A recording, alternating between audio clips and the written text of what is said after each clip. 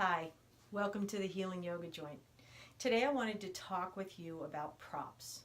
What are they? What are they used for? Why do we have them? That kind of stuff. Simply put, props are anything that you're going to use to make your practice more comfortable for you, or a pose more accessible is a better description. There's all kinds of props. Most of you have probably seen blocks, right? Yoga blocks. Um, you can use these to make your arms longer, right? The ground is that far away, so you're reaching, right? And your arms, I call it in my classes, I call it, get your Inspector Gadget arms, right? You can reach farther.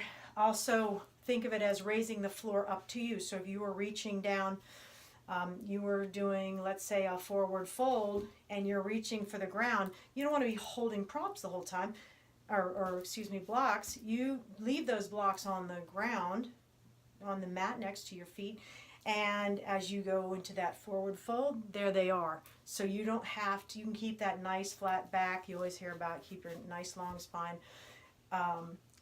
These are going to raise the ground up to you. So think of it that way. They're also used oftentimes what some people may consider the easiest pose, Shavasana, right? Some of you think that's so easy, but for some people it's really not easy if they have back issues, even knee issues, tight hips, those kinds of things. Lying on your back with your legs straight out in front of you isn't always very comfortable. So you take the block, when you're lying on your back, take a block, put it under your knee, there you go. It's going to keep you a little bent knee, but you can still let those muscles relax and let it go. Another very common prop you'll see in a studio is a blanket. You can get these online. They're not very expensive. Oh, the blocks, a lot of home type stores have, I live in the Mid-Atlantic region, United States, and we have a store called TJ Maxx, and there's another one called Marshall's, and they're pretty much nationwide stores in the U.S. I think, I paid $5 for a block, and they're great. The blanket, I did order this online. I don't remember where I got it. It was not expensive. I don't know that I even paid, I want definitely less than $15. Because I didn't need it, right? You can use a beach towel or a really, really big bath towel. They call them bath sheets, would be even better. But a beach towel would be, if you don't have a yoga blanket, a beach towel, a nice one of those big, thick ones would be a great replacement. Oftentimes you'll see someone in Shavasana using it, right? Because after all that hard work, then they don't want to get cold when they're lying there. Placing it, if you're bringing your knees down to the mat, you're going to be on your knees, whether it's on all fours or in a lunge where you're going to bring your knee down to the mat.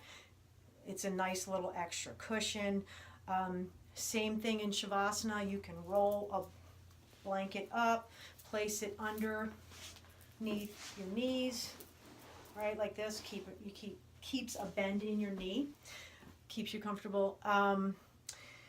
I use these oftentimes in restorative and gentle classes. Again, making a pose more accessible. You have these blocks in your studio. You probably have things laying around your house that you can use. Or these props. So another one you'll see oftentimes in a studio, a strap. So this is actually not even a real strap. See how short it is? I have to find my strap. I don't know where it is. But this is one that I use. I happen to have long arms and long legs, so I use it to help me get a little bit extra stretch, because I happen to be a fairly flexible person. They're also used if you have tight shoulders and you're reaching behind your back. Sometimes you can't clasp those hands. You want to keep them like here, and especially if you're going forward and bringing your arms over, right? If you have real tight shoulders, or shoulder injuries, or even tight pecs in here, real tight, this with your hands clasped can be completely inaccessible to you. So when you take this strap and you let your arms go as wide as you need. Another fun prop that I love is a pillow or a bolster. This one's actually pretty small. Oftentimes you'll see them, they're more of a rectangular shape. This is a round one. I use it mostly just for meditation, because for me to sit for a long time on my mat, not sitting up on something, is very hard on my knees and my left hip. So I sit on this. You can sit on any kind of pillow. I did buy this online. This is some kind of a yoga or meditation pillow, and I did pay too much money for it, but I wanted it, I use it, and so it's worth it to me. But again, you can use a bed pillow, and these also can be used under the knees to prop your legs up. Oftentimes I use these in my restorative class. They're going to be either lying on one supported child's pose, where you lie face down on it, or in Baddha Konasana, supported Supta Baddha Konasana, where your feet are together. Baddha Konasana is your feet together, knees out, and then lie back onto their big old bolster. And if it's if sometimes you need more than one prop, maybe your bolster isn't enough, then you prop it up on a block, right? And then that brings it up higher, right? These blocks, use multiple props. So that's the typical ones. A couple other things that I use that aren't technically yoga props, but are fun to use and make things really enjoyable. Tennis balls, golf balls. You may have these lying around your house. If not, they're very cheap. Lacrosse balls. What sport does your kid play? Grab one of those balls that they no longer use, or grab a new one, if they get a whole bunch of them. Tennis balls or golf balls.